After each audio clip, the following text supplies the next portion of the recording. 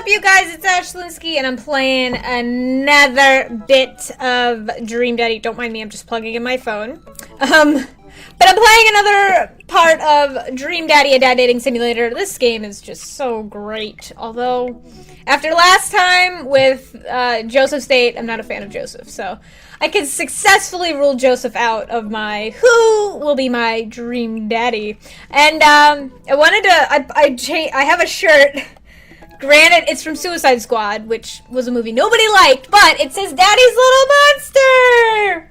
I thought it was kind of fitting. I was like, oh, I should wear this while I film Dream Daddy. Because I want to order a Dream Daddy shirt from the Yeetie, but I just haven't gotten around to it yet. So, this shirt will suffice, but I will probably order myself a pink Dream Daddy shirt. Not a crop top, because I don't think I can pull off a crop top. Okay, so we have Brian, Robert, Hugo, and Damien. I think, because I'm so curious, we're going to start with Hugo, and then we'll go with Robert. Maybe. Let's see how Hugo goes. We're going to go with Hugo first, though. I'm very curious about Hugo. I like your hair, too, sir. Okay. Come on, Hugo. Moving Pictures is hands down the best Rush album. Eat a lot of broccoli. A dad tip I don't agree with, finally. I hate broccoli. Get whatever job you want, just make sure it includes health insurance. Oh, I don't know how this is gonna go. I'm so scared. Oh, I'm so scared. So scared! I navigate to Hugo's dad book page and type out a message. Hey Hugo, great seeing you at the barbecue. Wanna hang out sometime? I wait a few minutes before the computer dings. I'm so glad you messaged me, and I definitely want to hang out sometime, but I have a favor to ask. Our class is going on a field trip to the aquarium today, and one of our chaperones called in sick. Is there any possible way you could come by and replace them? Uh-oh. I have a hiccup coming on. Or a burp, that's fine too. Excuse me. I completely understand if you don't want to or can't make it, but I'm going to be honest with you here. It's the middle school class. I need as much help as I can get with them. I think about it for a moment. Man, that's a lot of screaming kids that I'd be accountable for. And they're in middle school. Arguably the worst stage to be. Amanda silently trudges into the kitchen and pours herself a bowl of cereal. Morning, Amanda. Morning, Pops. Hey, how was middle school for you? Aww. Bad, but nobody likes middle school. It's 3 years of bad acne, crying, and being generally terrible. Aww. Everyone sucks. No self-awareness. It's just a bunch of hormonal teenagers locked in a gross old building for 40-plus hours a week doing long division and starting fights over, I don't know, pizza day, top 40s pop. Middle schoolers should be avoided at all costs. What was your middle school experience like? I don't remember. I didn't like it. I thought it was fine. I'm gonna go with me personally. I thought it was fine. I got through middle school pretty easily. My middle school was only 7th and 8th grade, but I did fine. I was in clubs and I didn't cry that much. I didn't fight with anybody. I helped organize a dance. That was pretty cool. I thought it was fine. There's nothing really out of the ordinary for me. I had friends who, oh no, they all wronged me in some way, shape, or form. They were all terrible to me. And wait, I was terrible to them too. It's all rushing back to me. Middle school was awful. I had repressed it for so long. Hey. Dad, did we just have a breakthrough? I think we did. See, middle schoolers are reprehensible. Wait, why are you asking me about middle school? Oh, Mr. Vega requested my help to chaperone his middle school class to the aquarium. Just wanted to know what I was in for. You get to go to the aquarium? Are you kidding me? The last field trip I got to go on to was the clam chowder factory. They didn't even give us clam chowder. They gave us square pizza and a clam chowder factory. Oh, is that why you won't eat clam chowder anymore? Hey. No, it's because Bobby Wellington threw up into one of the vats of clam chowder, and I'm the only one who saw it happen. It haunts me. Right, let's leave that story firmly in the past. Anyway, you should just do it. Mr. Vegas sounds like he could really use the help. Plus, you get to hang out with cool fish. Amanda, I get kind of weird about aquariums. The ocean makes me very nervous. What? Are you worried that a whale's gonna pop out of the touch tank and swallow you whole? Don't you put fear in my heart. Well, do they have penguins there? Yes, they have penguins there. Yes. Then it's settled. Penguins outweigh the fear of the ocean. Oh boy. I sit back down at the computer and let Hugo know that I'm available. He tells me to meet him at the aquarium and gives me the address. I grab my keys and kiss a man on the forehead before I head out. I arrive at the aquarium to find that school buses have beaten me there. Preteens huddle around their teachers in small groups, yelling at each other and goofing off. Every teacher looks like they're at their wits' end. Hugo jogs up to me, looking frazzled. I'm so glad you're here. Hugo! It's been a debacle all morning. We're short-handed and most of the kids won't stop screaming, as I'm sure you know the case is with all middle schoolers. I lived through Amanda at 12. I'm all too familiar. Great, well, it's you and me chaperoning a group of 10 kids. They're over here. Hugo walks me over to a gaggle of preteens who are all sitting on the ground, playing with their phones. They're not kicking each other like some of the other groups, so we're off to a good start. Can you guys put your phones away? All the kids look up for a moment, stare at Hugo. Then they go back to texting. At least they're quiet. Too quiet. These guys are up to something. I can feel it. There's no way. They're too busy thinking about not getting food stuck in their braces to pull any stunts. It's middle school after all. We'll see. The classes start filing into the aquarium, and Hugo hands out massive stapled packets of paper to each kid. Is he gonna make them do work on the field trip? I hate that. These are due at the end of the field trip. Yes, this will be for a grade. No, you can't borrow a pencil. The kids collectively groan and grab the sheets from Hugo. What's in the packet? Honestly, it's just busy work, so the teachers can have a moment's reprieve. I think one of the questions asked them to sit quietly for 10 minutes to think about the Great Barrier Reef. Teacher hacks, I like that. Wait, I thought you were an English teacher. What does the aquarium have to do with books? We just did a unit on the Old Man of the Sea. Nothing quite like introducing kids to the futile perseverance of the human spirit by making them pet stingrays. It gives us time to check out some of the exhibits as well. Come on, they have a phenomenal section of tropical fish. While the kids sit on the floor and pretend to do their assignments while they text, Hugo and I wander over to a large tank filled with brightly colored fish. Hugo points to a brown and white fish with long spines. That right there is a lionfish. Did you know that their stomachs can expand up to 30 times in size? Whoa. Hey. Their spines are venomous, too. Nature's hardcore. You think that's bad? Take a look this one over here. Hugo points to a spiny, grumpy-looking fish hanging near the bottom of the tank. That's a stonefish, the most venomous fish in the world. And they just, like, keep it here? Oh, they're relatively harmless, so as long as you don't step on them. What happens if you step on them? Tissue necrosis. Cool. Nature's wild. Me and Hugo seems to know a lot about fish. I feel the overwhelming need to impress him. Hey, see that fish over there? That one?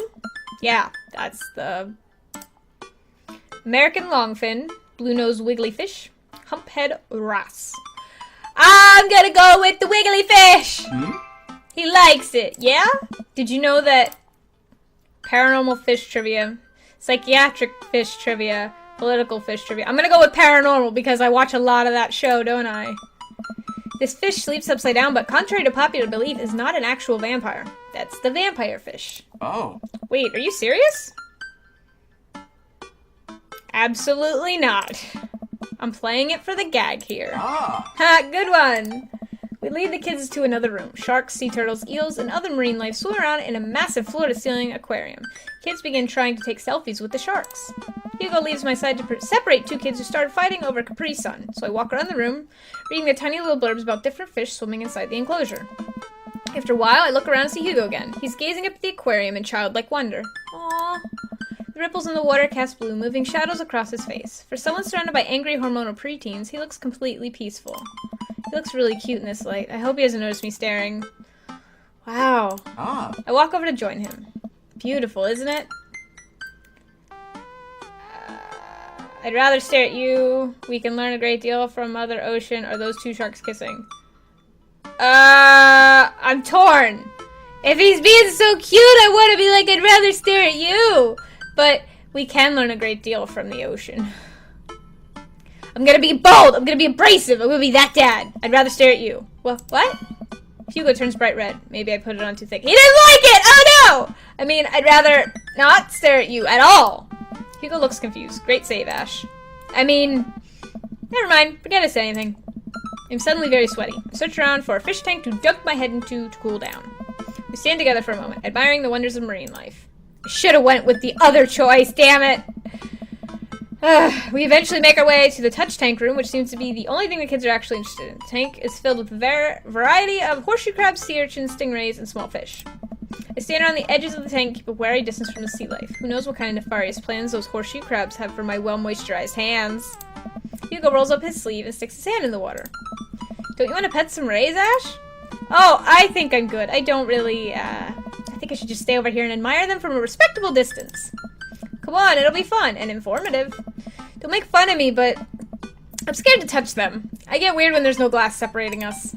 I don't know what any of those things are, but I get the feeling they will probably bite me and my delicious hands if given the chance.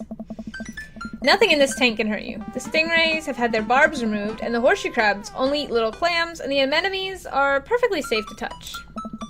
Against my better judgment, I approach the tank, slowly dipping my hand into the cold water. I touch a stingray as it glides past me. See? Not so bad. Feels like fun, slimy leather. Things get a lot less scary when you learn more about them, right? I dive my hand back into the touch tank with a renewed vigor for ocean life. I poke at some sea urchins and feel the hard carapace of a horseshoe crab. My hand brushes against Hugo's as we reach for the same anemone. I pull away blushing. Hugo smiles at me. Hey, you're supposed to be touching the fish. Sorry, I just get a little carried away Wait, that girl over there looks suspicious. Why is that? Are backpacks usually that wet? Hold on. Susan, get back here! Hugo runs after a middle schooler and catches her before she can make it to the exit. Did she try and steal a fish? I'll laugh. Want to tell me what's in the bag? Textbooks? Want to tell me what's really in the bag? Susan won't budge. I walk over to Hugo and the girl. I think he might need a bad cup. Look, kid! We don't have time for games. That's an easy 5 to 10 in the clink. I'm not afraid to hit a child. Well, we're not going to hit a child. That's too much. I'm going to go with the middle one. I had a bud go down for that once. He came out a changed man. Said he missed the bars. You're not a teacher. You can't tell me what to do. Yes, well, I am. Can you please put the bag down? Next time we won't say please. Susan glares at Hugo for a moment before dropping her book bag on the floor. It lands with a wet slap. We stared at it for a moment before it starts to move. Hugo leans down and unzips the backpack. A horseshoe crab frantically scuttles out across the floor. An employee swoops and scoops it up and places it back into the tank. She gives us a disapproving look. Jesus, Susan, what was your plan? I was trying to free him. To where? Outside? Where was he gonna die? I don't know. Susan, go back to your group. We'll discuss this later. Yeah, and hands are weak and see, Susan sulks off, leaving me alone with Hugo. He gives me a pat on the shoulder. Oh. Middle schoolers have sticky hands. I doubt that's the first time that's happened here. Or the last. In the next room we see a variety of smaller tanks. Sea urchin, tiny fish, and a rainbow of beautiful underwater plant life surround us. Yes. Look over here. Hugo points to some horseshoes gathered at the bottom of a tank. One of them is in the middle of giving birth. That's actually the male seahorse. Sort of takes fatherhood to a new level, doesn't it? Hey kids, come check this out. There's a male seahorse giving birth. A low murmur from the students. They just jump back onto their phones. Fun fact, male seahorses can even give birth and then get pregnant in the same day. Man, we thought we had it hard. Hey. I wonder if they have to deal with their kids' awkward teenage years too. All, however, many thousand of them. Seem to know about a lot about marine life, Hugo. Yes. It's not really my specialty, but I do make a point to learn as much as possible whenever I can. I think that learning shouldn't end when you leave school. We should challenge ourselves to find out more about the things we don't understand every day of our lives. It's a good philosophy. I like that. Because if you stop learning, I don't think you'll ever be able to grow or change as a person. Good point, but I still don't trust the ocean. We'll get there. We finally make our way over to my favorite part of the tour, the Arctic exhibit. Do we get to see the penguins? Yes, we get to see the penguins. Hell yes. Penguins! Our group of kids run around the exhibit. They won't stop tapping on the glass of the puffin enclosure, trying to get their attention. For at least a few moments, teachers, chaperones, and students alike seem to be having a great time. What was I so worried about? This isn't so bad. Hugo suddenly grabs my arm. Is he scared of penguins? Oh my god, there's a student in the penguin enclosure. Wait, just kidding. It's very bad. Is it one of ours? It most certainly is. Molly Henderson, Susan's friend. I look over to the penguins and see a determined-looking kid crouching behind a rock. She's hiding just out of sight of one of the employees. Over on the sides of the enclosure, I see the door to the exhibit ajar. Was it unlocked the whole time? Gotta stop her before the staff sees and bans our school for life. Hugo looks around. I'll create a distraction. Hugo runs toward the puffin exhibit and addresses the entire room. Everybody, everybody, everybody! I have an announcement! The whole room turns towards Hugo. Here's a few facts I bet you didn't know about penguins. Everyone just stares at Hugo, confused. Well, this is my shot. I run to the enclosure and am greeted by a cold blast of air. Psst, hey! The girl whips around to look at me. Her nose is pink from the cold. You can't be in here! Neither can you! I try to walk over to the girl, but the ground is so icy that I end up slipping. I catch myself before I hit the ground, but the girl still laughs at me. Contrary to popular belief, penguins are birds. Birds are traditionally known to fly, but penguins cannot. So I can understand some confusion when we're discussing the birdness of penguins. The crowd is still somehow enraptured. Kid, what are you even doing? I'm letting the penguins go. They deserve freedom. Where are they even going to go? They're gonna live in my closet. I just got something in my eye. Okay. Ow. Look here, I just don't even have time to argue about this. We gotta get out of here. Not until I save a penguin. Little known fact is that penguins only live in cold climates. With some exceptions. So they don't all live in cold climates if you're splitting hairs here. I'm not tired, I swear. Did I mention they don't fly? The crowd is starting to lose interest. I'm running out of time. Lay down the law, try to relate to her, bribe her. Bribe! I will give you $20 right now if you leave with me. Molly thinks for a second. Okay, well give it to me right now.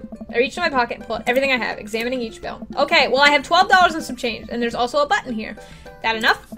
Pay me the other 8 later and we have a deal. We move to shake on our arrangement before I suddenly realize there's a wave of penguins on their way out of the enclosure. We're gonna have to block these birds.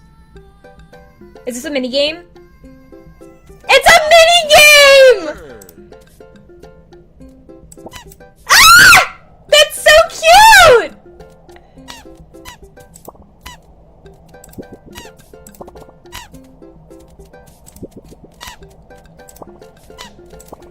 Back, penguins! Back!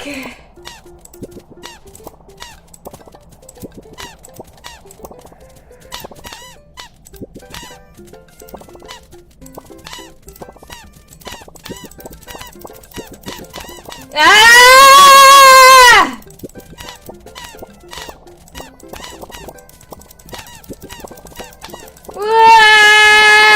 Back, you birds! Get the heck out! Penguins, take my money! No, I can't! I can't feel Hugo! No!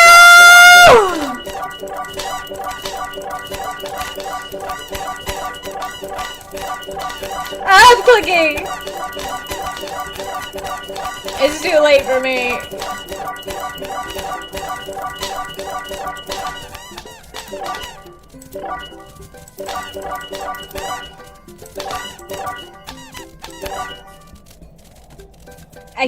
I can't stop the penguins. Hugo's gonna hate me.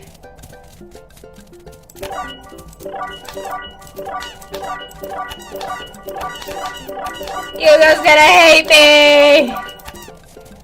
Oh, so many penguins escaped. So many penguins escaped. 26 penguins got out. Fuck. Hugo's gonna hate me.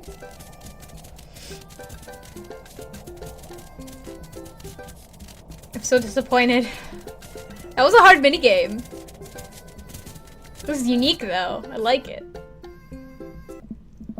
Whew, glad that's over just in time too. Looks like Hugo's wrapping up his diversionary penguin speech. Oh. And that's why I think penguins are one of the best animals in the world. A few people in the audience clap out of a sense of duty. Everybody starts dispersing. Hugo spots us from across the way and runs over. Molly, what were you doing in there? I was liberating animals, Mr. Vega. You realize that the penguins can only survive at Arctic temperatures, right? You would have had a dead penguin on your hands. Well, it was the thought that counts. No, Molly, it wasn't. Molly turns to me. You owe me $8. What? What? Just, I'll pay you later, kid. Molly runs off towards Susan, I suppose so that they can compare animal thief notes. Ah. You're not off the hook, Molly. Ash, did you just bribe a child? You can't play by the rules when there's penguins on the line. Listen, man, we've all done dark things in our lives. I'm not the young, bright-eyed youth I used to be. That person believed in a world where you wouldn't have to bribe children to save a penguin. The me today knows different. I only wish I could go back. Let's just get through the day and get out of here. With the day finally coming to a close, the whole field trip is ushered through the gift shop, and we make our way back to the school buses. As we leave the aquarium and the kids load onto the bus, Hugo pulls me aside. Hey, Ash, thank you so much for helping me out today. You're a lifesaver. It was no problem. It was actually kind of fun. Let me take you out next time to make it up to you. Do you like cheese boards? I'm all about cheese boards. Sure. Great. Well, I gotta go make sure the kids don't steal anything else. See you around. I walk inside to find the house empty. I wonder where the panda's at. Before I know it, Amanda pops in through the front door. What you up to tonight? Just doing some homework. How was the aquarium? It was an adventure. Some kid tried to steal a penguin. Aww. We've all been there. I had to run and grab her before any of the employees saw. Alright. You got to go into the penguin enclosure? Did you steal a penguin for us? Amanda, no penguins were stolen thanks to the valiant efforts of myself and Mr. Vega. It was nice getting to spend some time with Hugo, though. Eh? I'm surprised he helped complete a covert up. He's usually kind of a what? Ah. Kind of a stick in the mud. He's actually pretty cool. I had a good time with him. Alright, too much adventure for me today. I'm gonna go rest my eyes. You mean take a nap? There's a difference. You'll learn when you become a father. Okay. Maybe I didn't do too bad. I did save some penguins. I got a bee! Just wow. Oh no! Oh no. That's even worse than my other dates. Okay. I guess, Welcome. You got Dad. I guess Hugo's not my dream dad. Okay. We have Brian, Robert, and Damien left. Should we go hang out with Robert, Brian, or Damien? Let's hang out with Damien, because I'm a little interested in that character as well. Alright. Oh, yeah. Alright, we're gonna go... I'm gonna save. Alright, we're gonna go hang out with Damien.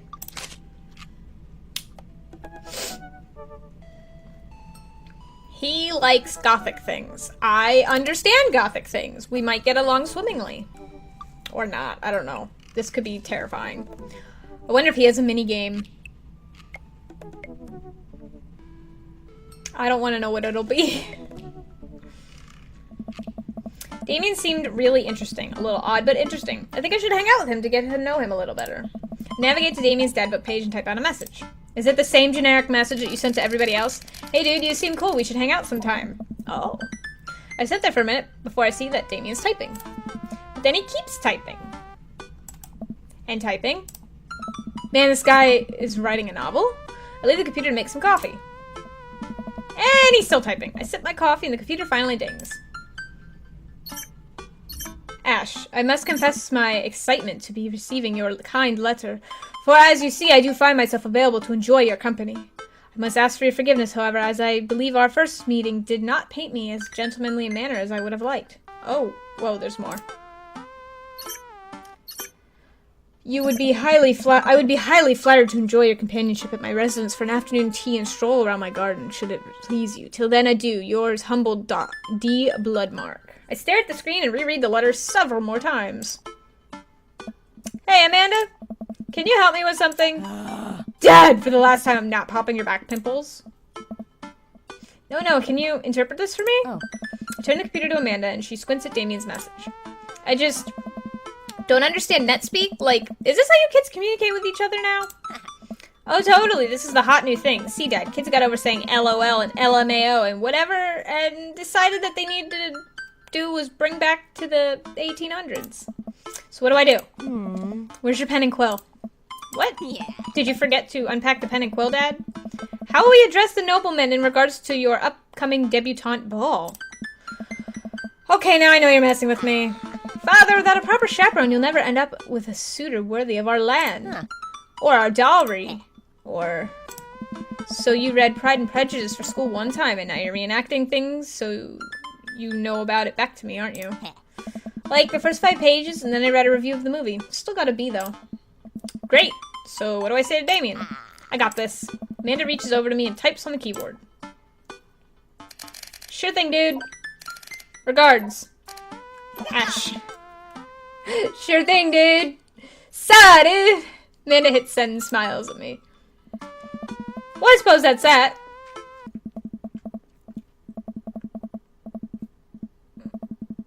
I make the short walk over to Damien's house. Well, I guess you can't really call it a house. It's more of a manor, estate. The Gothic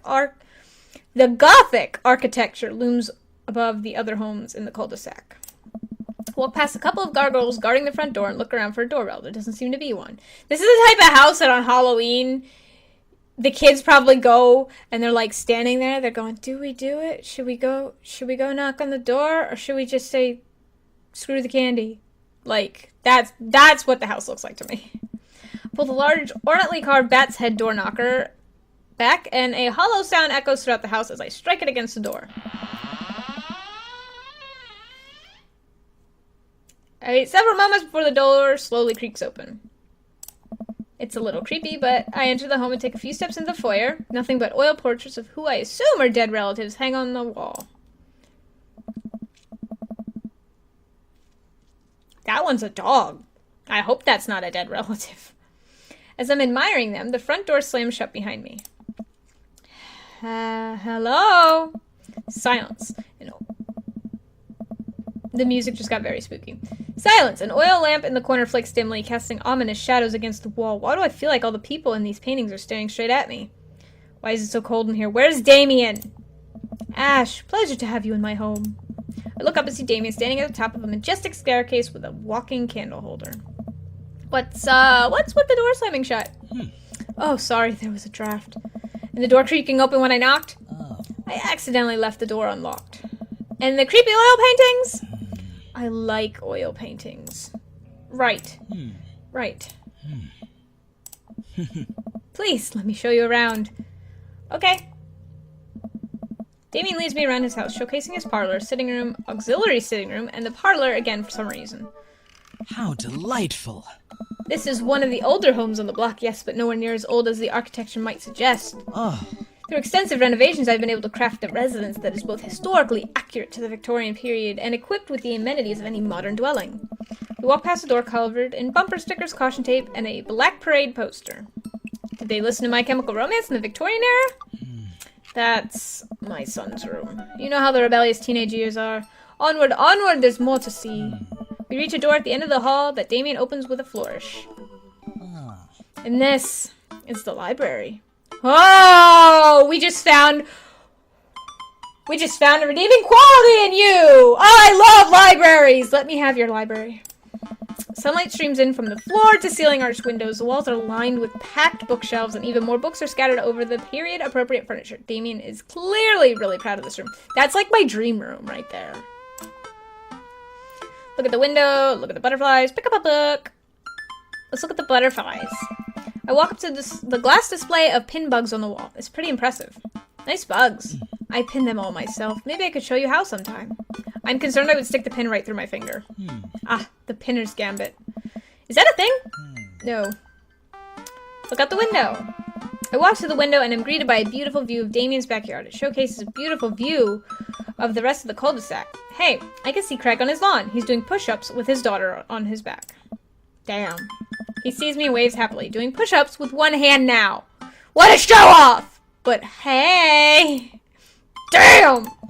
Did you know that the Victorians spent at least 20 hours a week gazing longingly out full-length windows? Wait, really? No, but Victorians did appreciate telling a good joke. And let's pick up a book. You know, Ash, in the Victorian era, there was some controversy surrounding readings. Many people thought the more tawdry novels would encourage youth into a life of crime and would cause too much of a distraction from work and school. I pull out a book at random and examine the worn cover. Opening it, I turn to a random page and read aloud. Naruto struggled against the change that Sasuke had bound him with. Shirtless and out of breath, he looked up at Sasuke. Sasuke smirked, unbuttoning his ninja pants. Oh my. Okay, I think that's enough. Damien snaps the book shut and puts it back on the shelf. Bro, you read Naruto fics? That's a rare book from my private collection. Please, will you join me for tea? He ships Naruto and Sasuke. Ah. Follow Damien to his sitting room, where finger foods have already been set out on a beautiful tiered silver tray. I take a seat on one of the high back chairs as Damien pours and serves me some tea. Can't believe we're having high tea. Never thought I'd get to do this. Damien smiles to himself. What? Oh. It's a common misconception that high tea refers to the wealth or class of the people enjoying it, when the fact that the high refers to both the later time of day, the working class had to enjoy tea, and the height of the tables which they served. Oh. My dear friend, we're currently enjoying afternoon tea. That's informative. Damien takes a seat next to me and serves me a tiny sandwich. Your home is really impressive. It is. He likes that. It seems like you really put a lot of work into this place. Thank you. Huh. No one's ever complimented my home before. Hell, I can barely get a matching salt and pepper shaker in my place. Look at what you've done. I'm kind of jealous. That's very generous of you to say. What got you so interested in the goth stuff? How delightful. Well, when I was a young boy, my father... Did he take you into the city?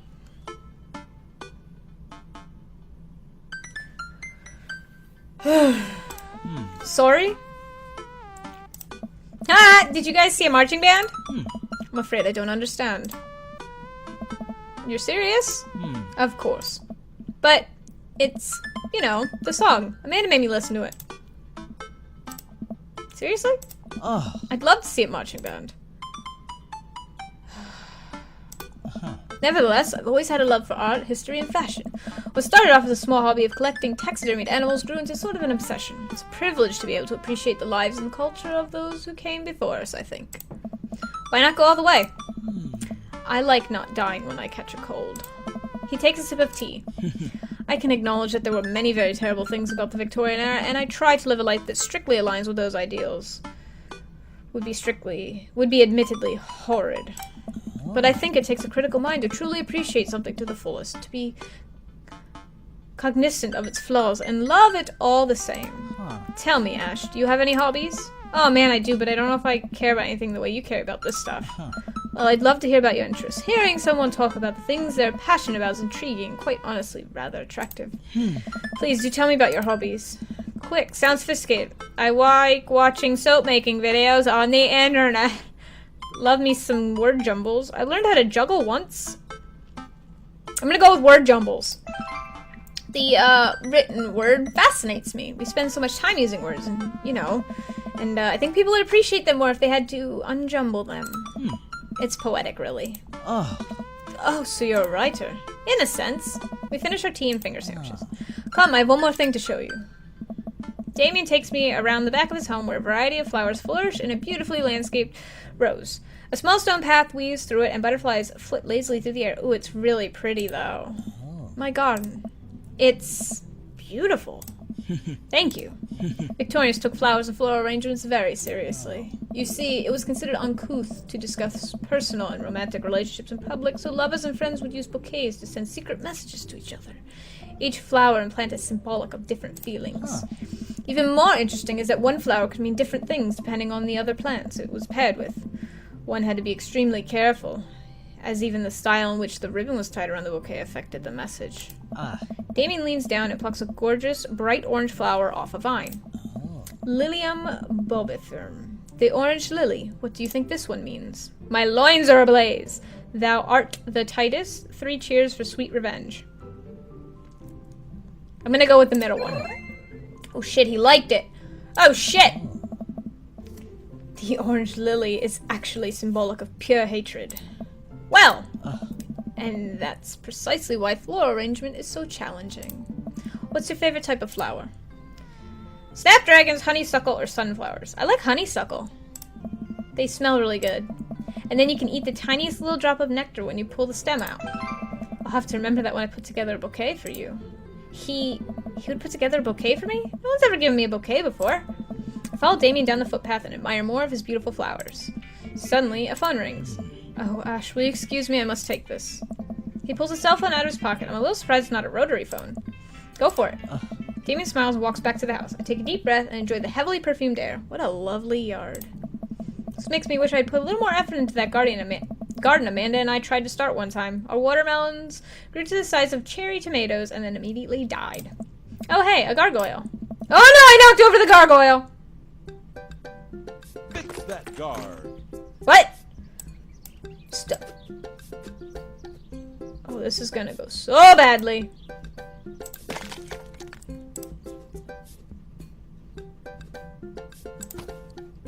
Okay.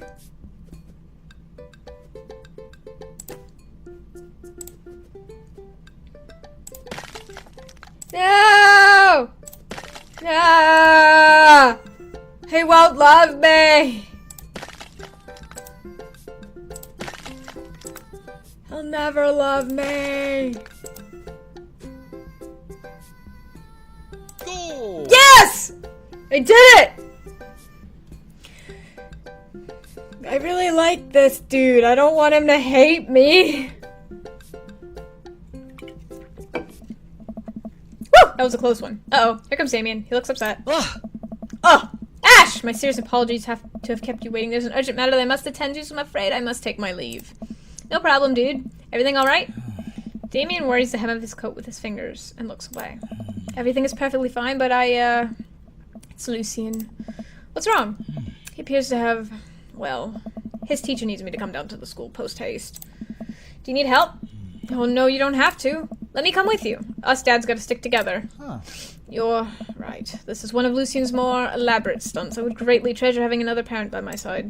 Let's go. Damien and I walk into the school and immediately are greeted by an anxious-looking Hugo. Hey, Damien, you're here in record time. I wouldn't miss it for the world, dear friend.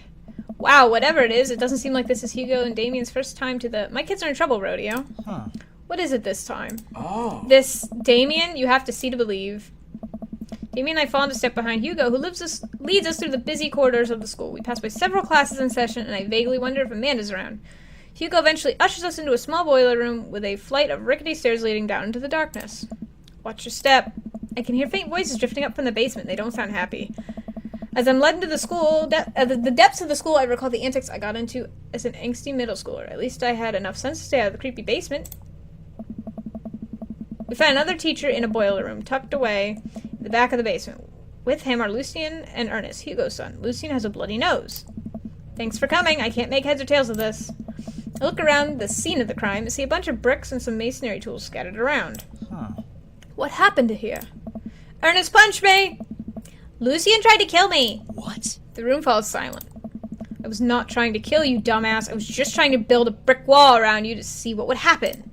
You promised me that there was wine down here. You tricked me. Whoa, whoa, whoa. Wait a second. Lucien, did you try to... Cask of Amontillado? Ernest? I'm neither confirming nor denying that. I turned to Damien and whispered to him.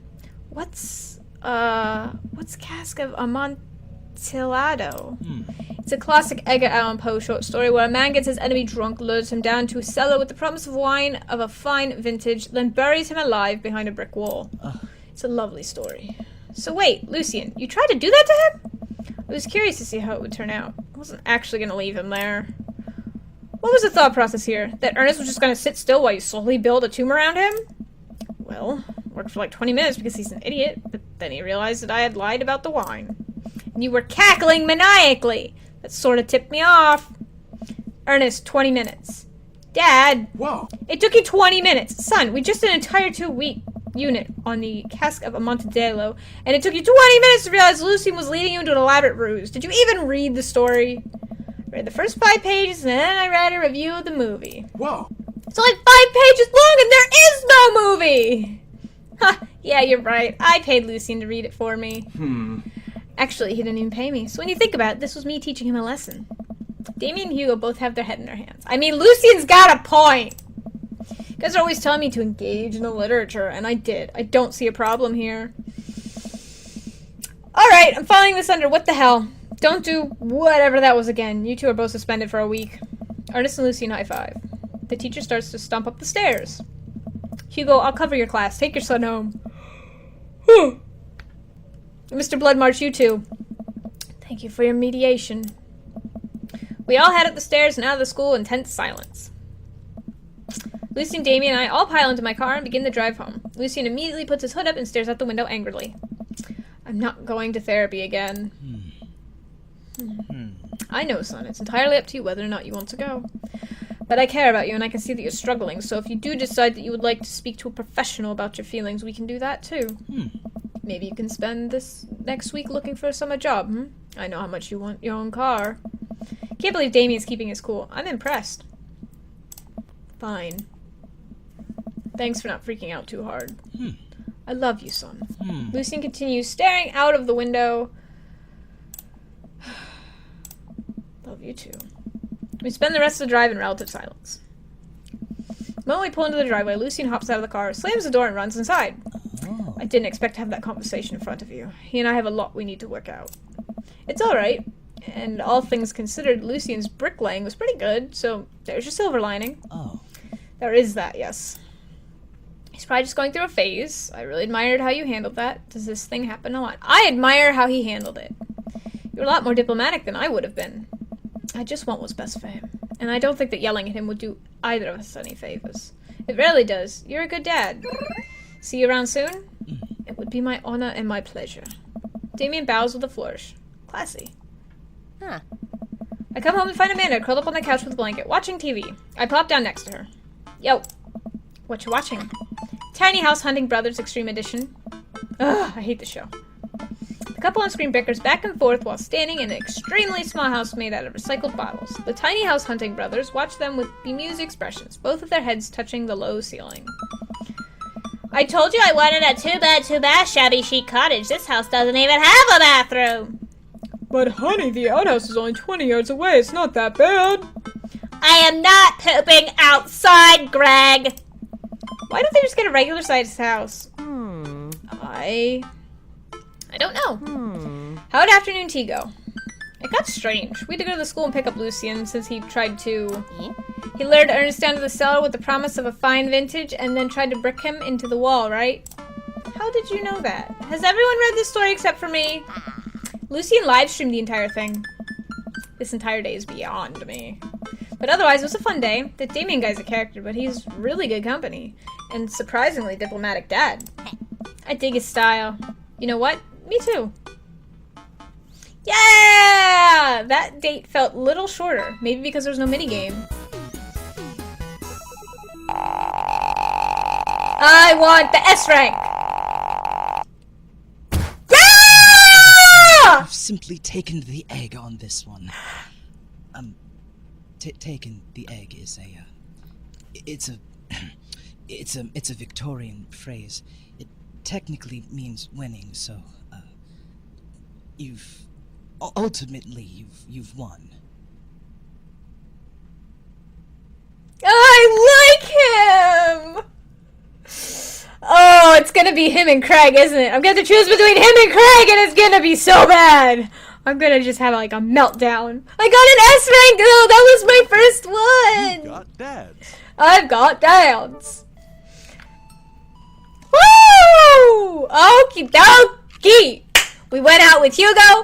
We dicked it up. We went out with Damien. We freaking nailed it. Woo!